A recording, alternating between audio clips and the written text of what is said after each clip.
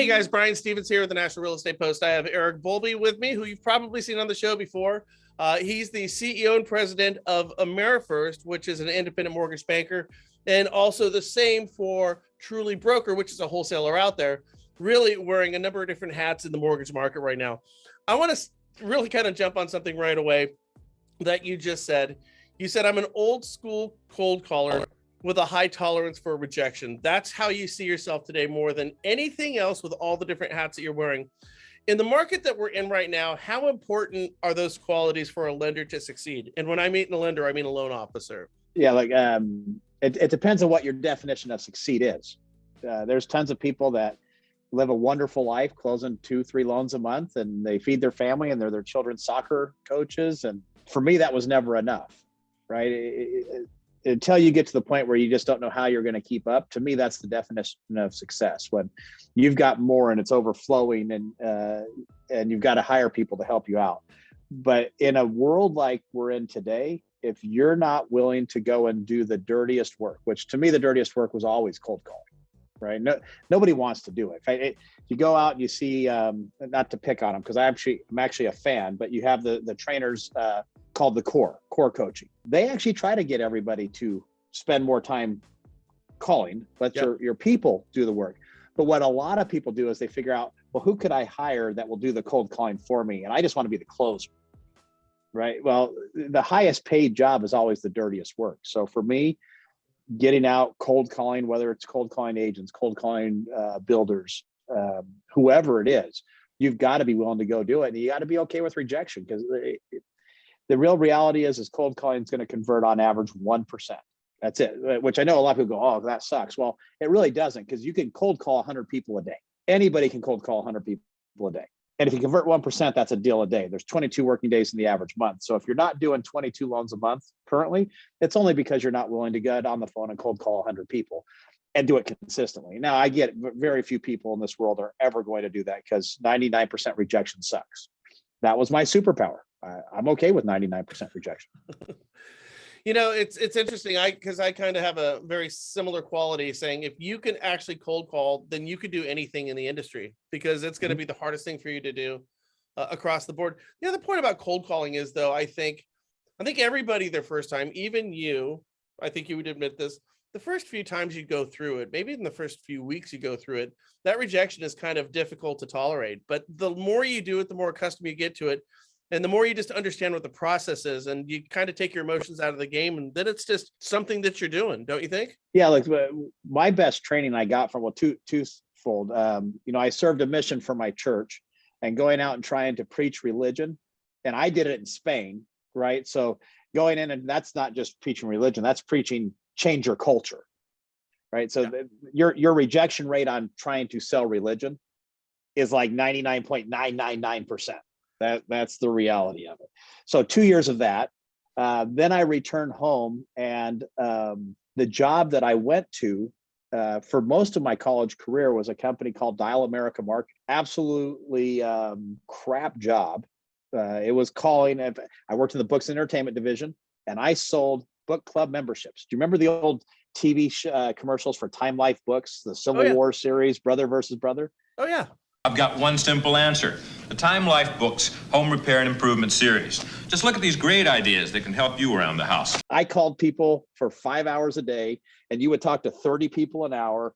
Now on that, you could get about 10% conversion on them, because they weren't true cold calls. They were technically customers of Time Life in some way, shape, or form. Time Life owns gazillions of companies, so you might have had a subscription to a cable network that made you a Time Life customer, and we would call and try and get you to buy the Brother versus Brother series. So I went from one cold calling type, whether then we did street contacts. You'd walk down the street, stop everybody, and say, "Hey, I'd like to talk to you about church," and they'd flip you off and tell you to get the hell out of their face. And then you go into selling book club memberships, which nobody really wants, right? Like nobody goes, "Oh, I can't wait to be in a book club membership." When you do that, and I went from as a regular telemarketer, which you could make, even this is back in the late 90s, let's say early to mid 90s, you could make $100 an hour cold calling. Yeah. Now, most people couldn't do it for more than 4 and 5 hours. And that was when you had a headset on and you had an auto dialer. So, you'd have 7 lines dialing for 4 people because there's a ton of not homes. And that's how you would get up to 30. When you're hand dialing, you can only get about 20, 25 people an hour. But you burn through a ton of people to get to those yeses. So pretty much for 6-7 years of my life before I got into the mortgage industry was some form of selling a product nobody wanted and cold calling people. And if you can go from that, like when I found the mortgage industry, I thought this is the best thing ever. I'm selling something they want. Everybody wants to own a home. It's the American dream. I get excited about cold calling today because I believe in the product. Like when I sold Time Life Civil War books, which was I think there was like 50 of them if you joined the club. I would never buy that. Like you could never commit. Like I like history to a degree, but I'm not going to buy 50 books to sit on a bookshelf somewhere and I'm going to read them and go, oh, I want to be a Civil War buff. Yeah. But I do believe in home ownership and that home ownership builds wealth. So I can get into it. I always said, if you want to hire a good salesperson, hire somebody who sells the Hoover vacuums. Nobody does it like you, the way that you do. Nobody's got the power to please me. Like if you could convince me to buy something that costs $3,000 that I can get for $19.99 down at the store, that's a good salesperson. But you're saying what I hear from you, if you own a mortgage company right now and you want to get good loan officers, hire missionaries. Well, depends. Because look, I'll tell you, missionaries, there's a mixture of them. It's no different than real estate or mortgages. 80% of them suck, right? And now when I say this, I'm not saying that none of these people are good people. They're all good people. Real estate agents who don't produce, they're good people. Loan officers who don't produce, they're good people. But of people who are successful at going out and doing the daily grind. Yeah, because that's our business. Our bind is a grind, right? So, like I used to tell people all the time, if you want a cold caller, like I live in Mesa, Arizona, and down in Tempe, Arizona, is where Dial America Market is. And the reason Dial America Market is there is they really have 2 types of people who end up doing telemarketing jobs. The best people who do telemarketing jobs are your college people. They wanted to be close to ASU because you get all these kids who will come in and work 3 to 5 hours a day for beer money, right? They just want to go party on the weekends. And then you had your halfway house people, your people who couldn't get a job anywhere else. They weren't as good as the college kids, but they were actually more reliable because if they were at a halfway house, if they didn't have a job, they went back to jail. So, you would have your halfway house people for a lot longer than you'd have the beer kids. But so I would tell people, if you want a cold caller, go down there. These people in Arizona, there's 5 different divisions of Dial America Marketing. You had their books entertainment, which is where I worked. You had your fundraiser, which I thought was the hardest one. Thank goodness I didn't have to sell it in there. You had your credit card division where they'd call and you're pre-approved for a card. They had your I forget the other 2. Anyway, go down there, find people who are working 5 hours a day, who are talking to 30 people an hour. I mean, I could go through my entire company.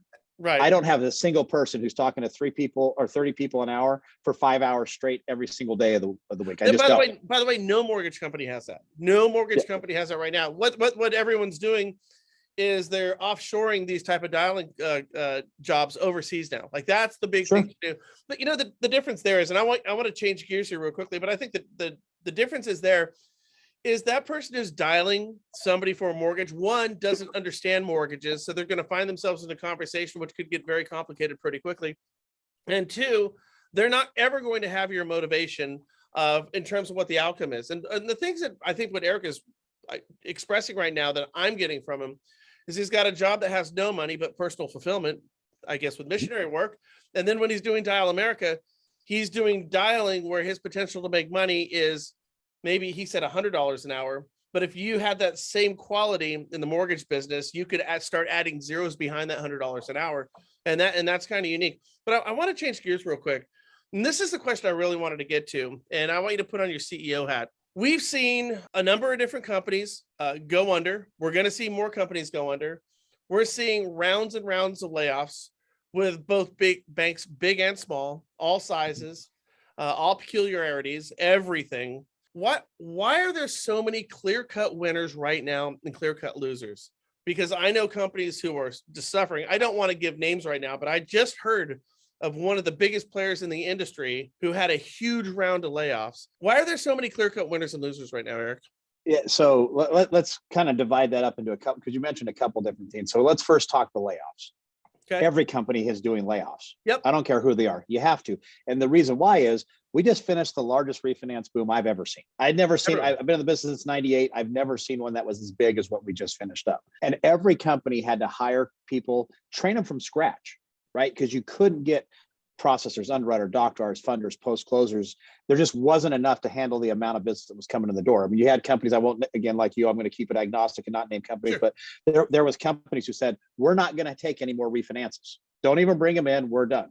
You had companies that were 4 months in underwriting, right? And so there just wasn't enough workers to handle the business. Then we all figured it out. We hired, we trained, we brought it up, we outsourced whatever we had to do to take care of our originators. And now 60% of the business is not there, right? Rates went from 3.5 to 6.5. People are not, just the majority of people are not refinancing. The people who are debt consolidation because they have a ton of equity and they want to pay off their motorhome and their cars and so forth. But there's still not enough business to house the amount of people we brought in the business. And by the way, that includes loan officers, right? If 60% of the business just left, you don't need 60% of the loan officers that were in the business. Now, why are companies failing? And there's multiple reasons and differentials, again, without naming names. Some of the companies that have recently gone out of business, or I should say chosen to shut their down. That's really what happened. They chose. They didn't say, oh, we're screwed, we have to shut down. They went, this is a bad investment, we're not going to do it anymore. Some of them have gone out of business because they did not run their hedge appropriately. And what I mean by that, with Fannie, Freddie, Ginnie, most everybody is comfortable of running a hedge. And for those of you who are not familiar with a hedge is whenever you lock a loan, there's no such thing as a true lock. And that's what people don't really understand. It's not like Fannie and Freddie are accepting locks and go, okay, we're going to be okay. We're going to guarantee this rate.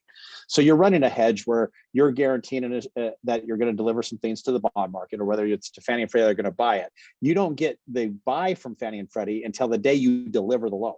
And they don't take locks. So you run a hedge that says we're going to deliver these loans, and then you get an insurance on those loans to say, if the market moves up, then we're insured against this, or I should say it's more if the market moves down, because you have to deliver them anyway. So if you have loans locked at say 6.5 and the market goes down to 5 3/4, you got to do pair off fees, or you've got to you still have to deliver that money to them, or you have to pay for the losses.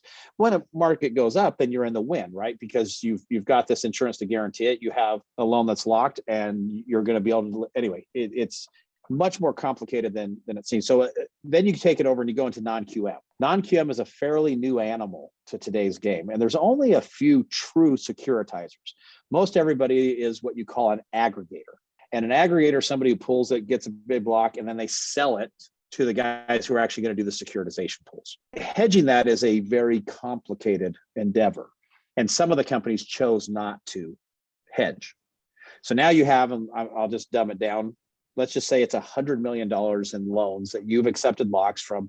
Maybe it's a bank like us, maybe it's a broker, whatever it is. You've got these locks that you've agreed to these people, but you haven't hedged your interest rate position. Now the market takes that move, and you have a note, let's just say it's in the mid 5s on a non-QM, and today they're trading it in the mid 7s. When you go to sell that loan that you have locked, you're going to look at about a 92 to 94% delivery rate. You were expecting to deliver it at 103, 104, right? Which would be 100 is par, right? So right. If you're delivering it at say 92, that means you're going to lose 8 points on every loan. Plus you probably had an agreement with the banker or the broker that you were going to pay him 2 or 3 points. So your real execution is like 89, 90%. So you're going to lose 11% of $100 million. That is a bloodbath. Right now, do it on the scale of what some of these companies were. Some of these companies had $300, $400, $500 million pipelines. And even though they're backed by big hedge companies are business people. And they go, wait a second, we just lost $11 million, or let's say it's bigger, it's $55 million. This is a bad investment. We don't like it, because we're at the same time we're losing this money. We're seeing that our originations are dropping considerably, and we don't see a clear path to profitability. We're out.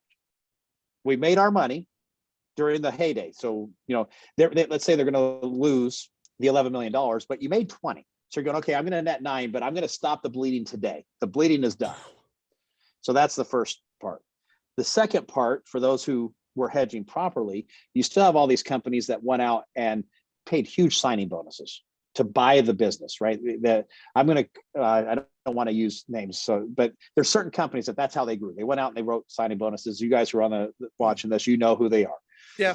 And some of these people they wrote signing bonuses on based off of the 22 and 2021, right, or 2020 and 2021 originations. And now those originations are worth half, and you don't have a clear path to profitability. That you have that term, rising waters floats all boats. Yep. Well, you also have it when the water goes away, you see all the rocks, right? So like go to Lake Mead right now. They're finding dead bodies in barrels. They're finding World War II boats. And so they're looking at going, holy crud, we just got all these originators. We got all these branches. We have all this overhead, and there's no path to profitability, because a lot of these companies had was the ability to close loans. It's funny how during the good times, that's all you have to be. We close loans, right? Like in April of 2020, my phone rang off the hook because our underwriting turn times, even though my people thought they were being abused, the worst we got to turn times was 5 days in underwriting. We had some competitors that were 90 days in underwriting, right? We were 5. And I was getting phone calls, not because they were going, oh, we want to join your company because we think you have the best marketing. It was, oh, I hear you guys are closing loans fast and they want to join. So that was what a lot of people, that was all they had in 2020 and 2021. And now in 2022, where you have to have a system to say, how am I going to help a loan officer go get more business? Because let's be honest, loan officers, we got fat and happy. We all thought we were geniuses.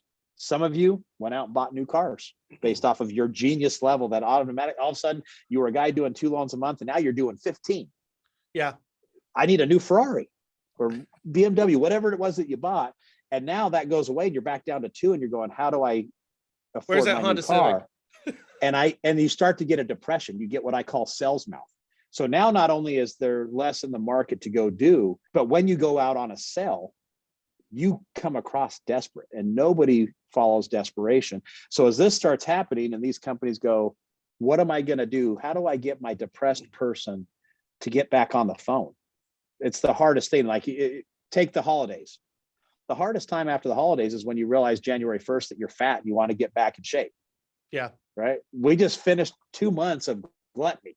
We've been eating what we want. We've been, haven't been exercising. Those first days back in the gym are painful, and you got to get past the first 90 days before you start to feel good again and your muscles don't hurt. And that's where the companies are failing. If you don't have a plan to say, here's how you go grow your business, you're in trouble. But isn't it kind of similar? I guess when I talk about winners and losers in the market right now, there's some companies are actively growing and expanding, adding loan officers, like AmeriFirst is right now. There's other companies that are doing that. And then there's just sinking ships out there for no very obvious or apparent reasons. My question, I guess, what I want to morph into at this point is, you were talking about how the loan officer, after the holidays, we get fat, we get happy. We just came out of a holiday type of market where we're buying Ferraris and Porsches and all that. Now we have to actually learn the position of sales right now, and that can create a certain level of desperation. Isn't it the same thing for companies though too? I mean, didn't companies kind of have the same quality on a corporate level where they started buying, or reading their own press clippings type of thing and saying, oh my goodness, we are great, we are wonderful. And now there's a certain level of desperation possibly from a corporate level too? Or is that oversimplified? Yeah, no, there is. And on the corporate level, it's twofold. And one of them is a catch-22 effect. So what you typically have when you're losing money, and when you're losing money, the fear that you have to have is, as a company, you might have the assets, because look, we all made record profits 2020, 2021. People should have been bankrolling money. Not just loan officers, companies made money. So you can afford to lose for a while right now. People can. But you have to worry about, if you get out of compliance with your warehouse lines, you lose money for a quarter, you could lose your warehouse lines. If you lose money, you could lose your agency tickets, right? You could go out of business strictly because you're losing money, even though you have money to handle it. So you have to get back to profitability. So one of two things happens is, do we have a strategic plan for growth? Most don't. Like I know some, again, I'm not going to name their names. Their plan for growth, they're writing big checks. They're going in, they're signing up, they're offering top producers. Here's big money. I'm not bagging on that. It's a great strategy. I'm not that guy. My personal belief is, when you write checks, you're getting mercenaries. Mercenaries are never truly loyal people. And for those of you who are taking the checks, I don't mean that as disrespect. I think mercenaries have their place. I'm just more of a family guy. I want people who want to join my family and who want to be with me long term. So you have those people who are winning. And if you're the guy who's already losing, writing those checks is more painful, right? Because when you write those checks, that's more hitting down on your balance sheet. So economies of scale come into play today. Now, then the big thing that most companies do it's a real problem right now is when you see you're losing money, the easiest way to get back to profitability is to change your margins, right? Yeah. Throw an extra 25 basis points onto your rate sheet. Well, the problem with that's why I say it's a catch-22, is you throw that on, now you're in a compressed market. Interest rates are compressing. People are willing to write loans for cheaper, right? Matt Itashiba just announced the world last week. He's throwing 50 to 75 basis points back in so that he stands out above all of his competition. So he's going the reverse way and say, I've got more money than you, and I'm going to go and steal all the business. So those of you who are already drowning, you're screwed. He's taken what I call the McDonald's effect. Did you ever watch that show they did on the McDonald's, and the guy who came over, he didn't really create it, but he took it from the two McDonald's brothers? Oh yeah. Right. I think it's called The Founder or something like that with Michael Keaton. No one ever has and no one ever will, because they all lack one thing that makes McDonald's special. One of the quotes in that movie was, he was asking the guy, he's like, well, look, here's the difference between me and you. If say we're at a river, you see a guy that's drowning, you like jump in the river and try to save him. And the guy's like, yeah. He goes, and I just walk over and put my foot on his head and I put him out of his misery. Right. That's Matt Itashiba's way. And by the way, I'm a fan. I love the fact of how aggressive he is. He's going out and saying, I've got more money than you. I'm going to run you out of business, because once I run you out of business and there's no more pricing compression, I'll be printing money when I'm done. Yeah. Right. And so it becomes a who's got more. And Matt is one of the guys who has a ton of money. I think with his stock, it's like he's 18 billion or something like that. I can't remember. I know his stock's been going down, but it's a big number. Right. And you could say Quicken is another one. Dan Gilbert, he's got plenty of money that he can go out and say, I'm going to just survive the market, buy the market. And they both have huge amounts of servicing.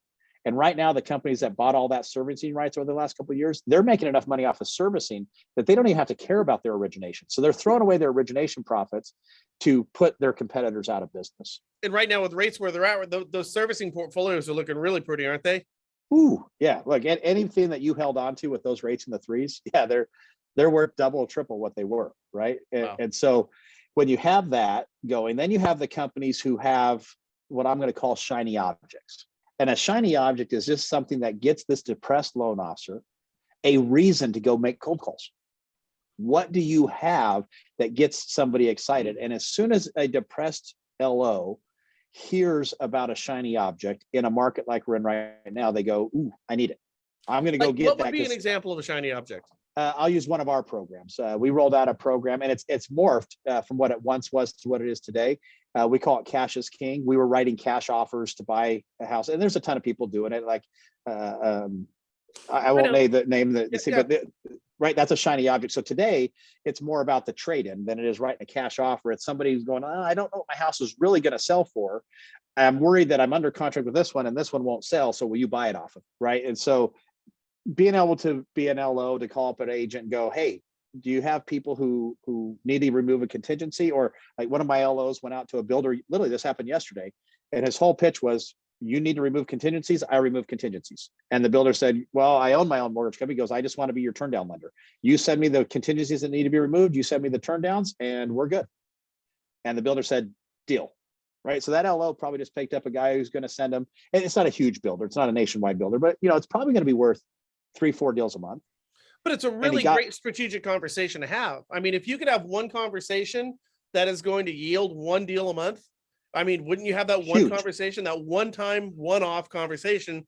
If it was going to give you a deal every 6 months, you would have that conversation. If once a year, you'd have that conversation. You're kind of looking for that. Loan officers are looking for that clear path. I want to know that my action, my activity today is going to, it's going to bear fruit down the road.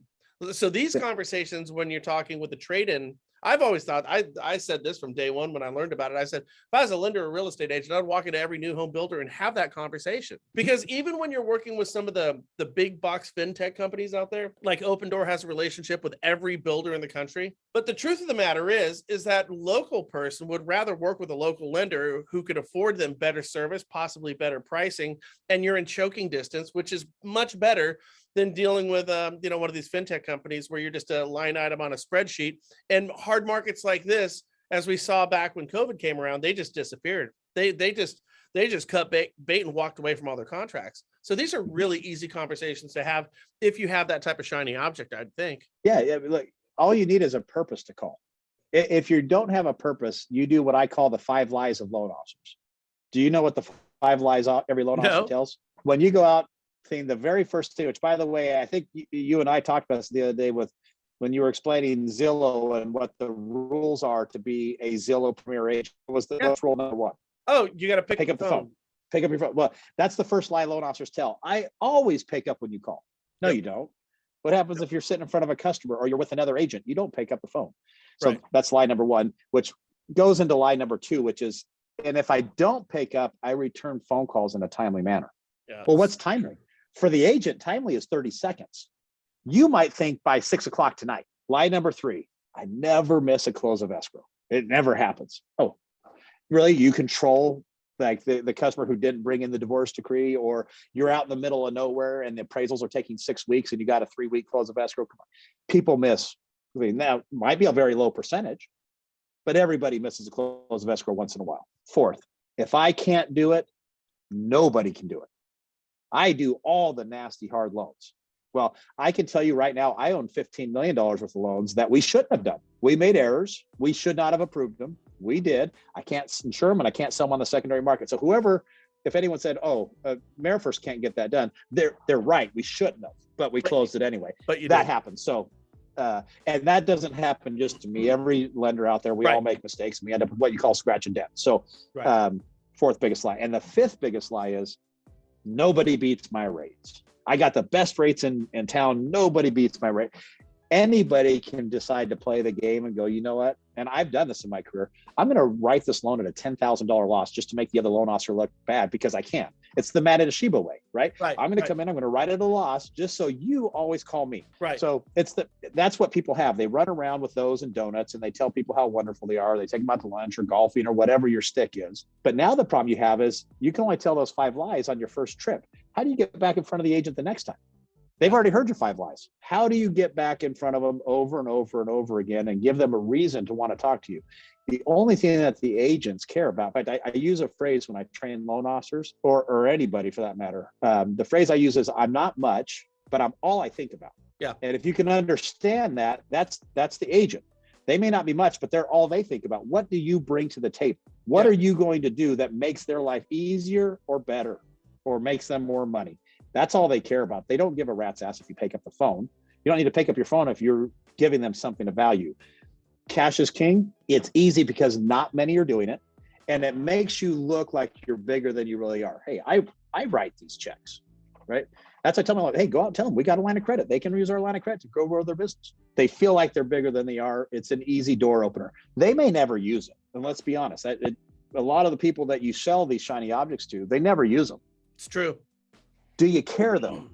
You don't. Not necessarily. You care about, did I get in the door? Did I make a friendship? Do I get the business? What is it? And did you do that without giving one of your 5 lies?